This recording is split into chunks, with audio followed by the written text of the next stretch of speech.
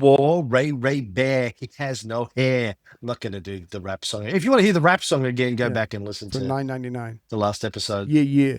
Oh, yeah. Yeah. At the end of the last episode, Yes. Ray, we talked about Batista did another coup in 1952. Right. That was pretty cool. And suspended the Constitution. This had been on the back of 8 years of corrupt, violent government under Grau and Rio. Right. And I mentioned that sort of in the following year, July 26, 1953, Fidel Castro and a small group of revolutionaries staged an attack on the Moncada barracks, which brings us to part one of several hundred episodes on Fidel Castro. Right. And to be fair, motherfucker lived for 80 odd years and ruled Cuba for 60 of those. So worthy. Worthy. Yeah. Worthy. Sponge worthy. Yeah. We're not. No. But he is. Exactly. I think you'll find. SpongeBob worthy. Fidel Castro was born out of wedlock on his father's farm. Yeah, he was. 13th of August, 1926. What month were you born? October. Okay. Napoleon was born on the 15th of August. Those all So August babies. Something about those August dates. Yeah. Named after Augustus. Yeah. So he was born out of wedlock. Tell me more, because I'm intrigued.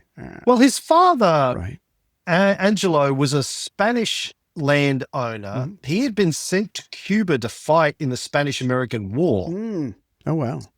And then after the war, he left and went back to Spain, but then he liked Cuba so much, he went back to Cuba. Right. Got a job and ended up becoming quite wealthy. After the collapse of his first marriage, his father took his household servant, Lina Ruz Gonzalez, as his mistress. I've seen that movie. And later second wife. Right. Yeah, as you do. And together they had 7 children, among them Fidel, who was born before they got married. Right. Second wife, 6 kids, 7 children. Sorry. Yeah. When Fidel's father went back to Cuba, he was penniless. He came from campesinos. He came from poverty. Had a series of jobs, ended up working for United Fruit Company. There you go. After the war. Saved up some money. He seems to have put together a group of like workers that he would sort of organize workers to go do jobs, because you would get engaged for a season to pick fruit and then you'd have to go somewhere else.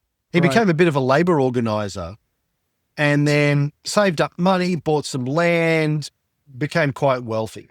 Cool. The Cuban dream. And was very politically conservative because he was wealthy. Right. As you do. I would. Yeah. At the age of 6, Fidel was sent away to boarding schools. Yeah, he's got 7 kids. Good God. Get out of here. Sorry. Yeah. And the way that Fidel put it later in life, it was it was shocking to him as a 6-year-old to be sent away. But he said they lived where the farm was in an undeveloped part of Cuba. They had no electricity, right, et cetera, et cetera. So his father sent him to a place where it was like Santiago or somewhere like that, where they had electricity and an opportunity to get an education. Right. But initially, he didn't go to like a fancy school or anything. He was sent to live with, I think his sister was sent to a music teacher to live in the teacher's house. There was a bunch of kids living there. Right. A bit like he used to learn Kung Fu, in the tradition of my style of Kung Fu, Wing Chun. Right. In Hong Kong and in China before that, if you had a kid who you wanted to learn Kung Fu, the kid went and lived with the teacher, lived in the teacher's house. Our Grand Master, William Chong, the guy that introduced Bruce Lee to Ip Man to learn Wing Chun. Right. He lived in Ip Man's house for several years. Like his father, William Chung's father was a cop. Right. In Hong Kong, but William Chung literally lived in the master's house. You would live and you would just train all day, do chores, absorb that, Yeah, but you lived and you worked, and that was kind of a thing. You sent the kid, particularly if you were in a poor area like Fidel grew up, send your kid to go live with the teacher. So his sister went to learn music. Fidel went along for the ride, didn't get taught anything, just lived in a teacher's house. Mm-hmm. Then a little bit later on, he was sent to a fancy Jesuit school when he got a bit older, which he said had the reputation for being the best school in the country. Nice. But he says he wasn't a great student. He was a bit of a rebel. Not a saint. Even from an early age. Right. Yeah. Loved sport more than academics, but was fascinated with military history. He studied Napoleon, Alexander the Great, and Hannibal were the three that he was really motivated by. Knew everything about the French Revolution, studied all of this stuff from an early age. So went deep in. This is the way you overthrow tyranny, is you stage a revolution. See how others have done it before you. Remember the lessons and wait for your time. 101. Caesar learned from Alexander. Napoleon learned from Alexander and Caesar. Fidel learned from the three of them and Hannibal. Exactly. In 1945, when he was 19, he started studying law at the University of Havana and wasn't a very good student because he became involved in politics. In his own memoirs, he says that he was completely politically naive when he went to university. He had no interest in politics, had an interest in history, but not in politics. And it was at the University of Havana where there was we know from earlier episodes, lots of revolutionary activity in universities in Cuba at the time. We mentioned Eduardo Chibas, the guy who shot himself not once, not twice, but 3 times in the dick. Later on, it's like 6 years later, was very active in the universities. Yes. His Orthodox party had a lot of followers in the University of Havana. I shall pause there. If you have anything to contribute, do so now or forever hold your dick in your hand. Well, first of all, who says I'm not doing that now with the left hand, but no, but for him to be, to have a simple upbringing, if you will, to go to the university and probably during his time there, not only the different various political parties, because we don't know exactly how many times the university was shut down. We don't know the number of times of violence. So we're going to get to some violence on the university a little later, but I imagine that was an eye-opening experience for him about history is cool. All this stuff is cool.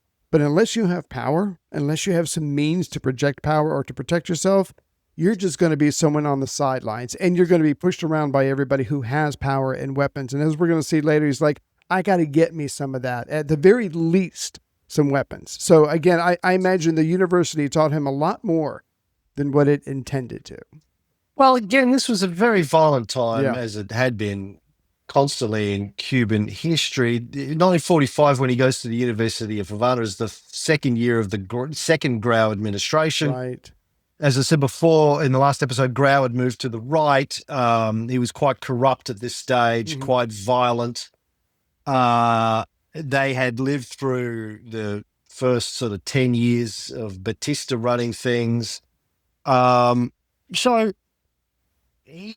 Castro had grown up in an era where violence was the path of the course. Yes, in Cuban politics, violence and corruption. When he was at the Jesuit boarding school, he had been trained to respect moral values, austerity, honor, good Jesuit, hardcore Jesuit education. He gets to Havana, right, where the mafia, rich Americans are coming in. As we've talked about in earlier episodes, Havana was America's playground at this stage. Exactly. Booze, prostitutes, gambling. The best, Jerry. The best. As Ernest Hemingway said, the 2 things he liked about Havana was the booze and the fucking. So, it was something that Castro had not experienced, and he was disgusted by that aspect of Cuba, where it was just, there was bribery and corruption and mob and all that kind of stuff. Yeah. So he trying to get into the mindset of this guy, studied military history, Mm-hmm. trained by the Jesuits, and then comes to Havana, sees all of this just Yeah, the seven. Babylon sort of excess Right. going on there, I was- and Yeah. gets involved in this revolutionary political movement at the university, where there's a lot of anti-imperialism going on there. Even though the Platt Amendment has been gone now for over 15 years, Mm-hmm. there is still, a big sense of American imperialism going on. People still know that America runs the place. Right. They have their finger on, they have Guantanamo Bay, they have their finger on Cuba's economy. All of these American businesses are in there. All of the Americans are coming into Havana, getting away with shit, mobs there, Exactly. et cetera, et cetera. Yeah. So at the very least, he gets, while he's at university, he gets America, the bad guy, imperialism, the bad guy, foreign nations interfering with us, are doing what we want to do, bad.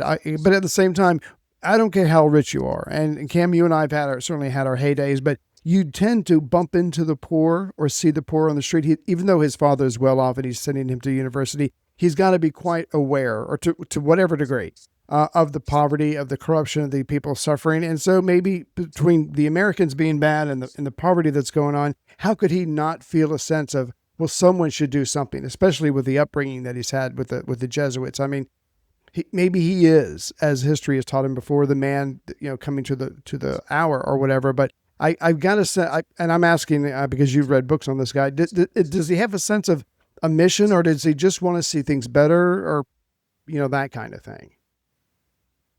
Yeah, it seems like from a very early stage, when he gets involved in these political movements at university, he wants to play a role. He Right. feels like he's the man to play a role. He's trying to, and does, take leadership positions in a lot of these university sort of organizations, Mhm. and he's pushing for more. He's very intelligent. He's very articulate, Right.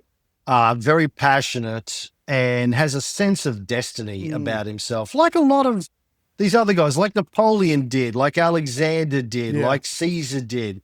This sense that he was meant for bigger things. Gotcha. But before we get into that, I want to point out, Yeah. for people who don't know, although I'm sure most people do, it wasn't just Cuba that America had been interfering with in Latin America in the early part of the 20th century. Mm-hmm. In 1903, the United States had engineered the splitting off of Panama from Colombia in order to build and control the Panama Canal. Right. It had effectively annexed Puerto Rico in 1898 during the Spanish-American War, and then took control of that. Mm-hmm. And then in 1930, the U.S. Marines in the Dominican Republic had helped overthrow the government there and replace it with a military dictatorship under General Rafael Trujillo, Wow. who became one of the most brutal dictators in the history of Latin America. And as we will see later on in the episode, Castro is involved in an attempt to try and overthrow Trujillo before he gets involved in revolutionary activities in Cuba. Right. So anyway, he when he's at university, he joins the University Committee for the Independence of Puerto Rico and the Committee for Democracy in the Dominican Republic. Mm-hmm. If there are any protests going on, he's involved. Any meetings about the imperialism of the United States, he's involved, and he's trying to take a leading role in all of these things. He gets very passionate about these movements. He even was involved in an organization that was talking about creating like a political federation of Caribbean states, Right. including Central America, Colombia, and Venezuela, which would become a regional power, be strong enough to stand up to the United States. Mm. But as I said before, by his own account, he was a terrible student, never attended classes. He was smart enough that he could just, cram at the end Right. and pass exams, read books, but Yeah. he never turned up to anything, really. He was too busy smoking cigars and talking politics. Kind of what I do. He did Here. run for the president of the student union and lost. And he was not exactly popular either. There were Right. like he was very vocal, and some students liked him, but a lot didn't. He had a lot of enemies, Yeah. political enemies within the university, political structure. A lot of other students that thought he talked a big game and thought he was mouthy and didn't like him for a whole bunch of reasons. Right. So, yeah. Well, I thought that was interesting because when he's young, he's got these ideals. And when you think you see wrong and you know right, you're going to speak up, you're going to say anything.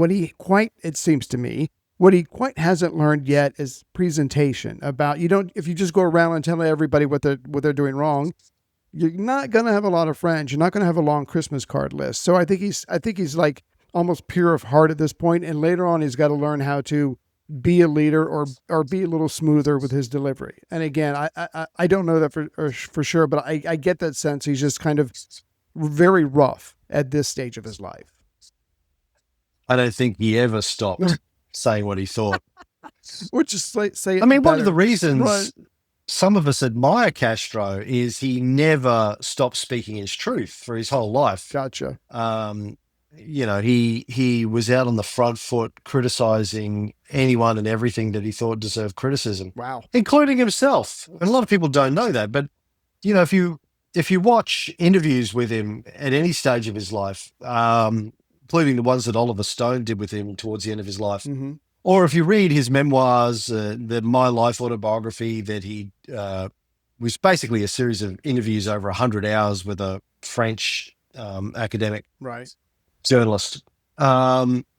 He was very self-critical of the work that he had done and the Communist Party had done in Cuba, their mistakes, where they hadn't done the right thing or they hadn't moved quickly enough. Very, very self-critical, which is usually the sign of somebody with good ethics and integrity. Right. I know there's this perspective, this perception of him in the US and around the world that has been created by the Western media of him being the brutal dictator. But when you actually listen to him speak and you read his speeches and his interviews, Yeah. quite self-critical. Would you say Anyway, that it was maybe, and I don't want to put words in your mouth, a character flaw if a leader was to not have the ability to look at themselves honestly and criticize and maybe, you know what, I could have did better. Is that a character flaw? How would you? well, I think that's an ideal leader is somebody who says, look, I did my best. Right. With the resources that I had and the knowledge that I had at the time. Yeah, I made mistakes. I fucked up. Right. I tried to fix my mistakes, but I made mistakes. I'm human. Right. I think that's what you want. Somebody who's decisive. Your narcissistic psychopath leader will never admit mistakes because narcissists can never admit that they're wrong. Right. The kind of leader that takes actions and does stuff, but then can self-reflect and say, yeah, we probably didn't do that well enough. We didn't do that correctly. Yeah. Like I've talked about Deng Xiaoping before.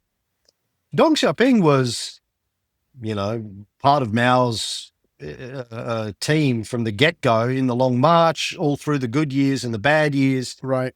And was self-critical. One of the reasons he was sent into exile during Mao's years is because Deng was criticizing Mao's government of China, and that there were certain groups, the Gang of Four, etc., inside of China that wouldn't allow that.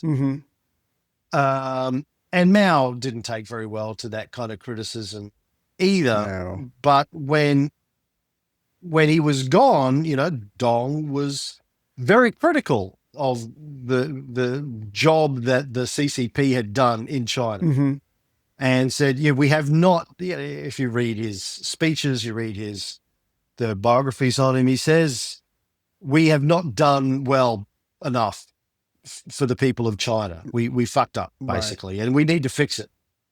Takes courage, and he did. Right, and he did.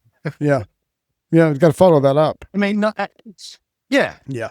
I mean, yes, Tiananmen Square, the crackdown happened towards the end of his reign, and that's a whole other story. There's a lot of complexities involved in that as well. But again, it wasn't perfect and it wasn't flawless, and there weren't atrocities and tragedies and heavy-handedness and all that kind of stuff. But he set in motion Right. the mechanisms that has made China the economic and military superpower that it is today. Right. Anyway, back to Castro. Please.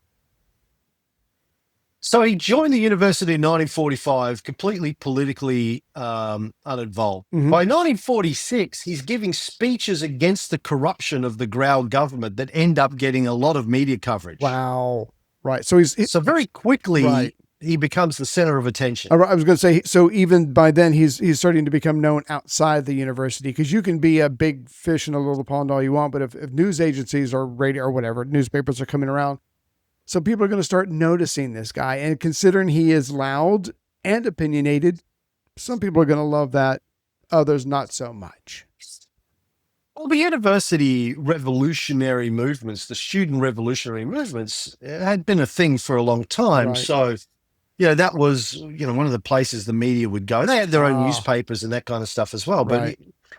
he did get quite a lot of attention. Then he started supporting Chibas, and Eduardo Chibas, ran in the 1948 elections, Mhm. came third. I mean, Castro had supported his campaign. Right. And supported him even after that.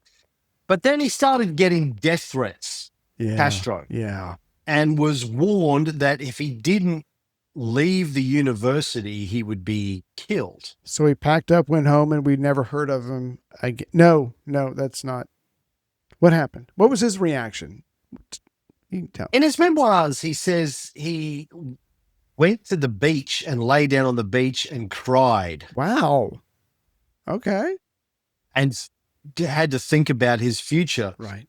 From one of the memoirs I've got here, biographies, this guy says, speaking about this episode in 1961, Castro said, "The atmosphere in the university had been contaminated by the sickness of national politics. My impetuosity, my desire to excel made me determined to fight. My straightforward character soon brought me into conflict with the environment, the venal authorities, the corruption, and the gang-ridden system that dominated the university.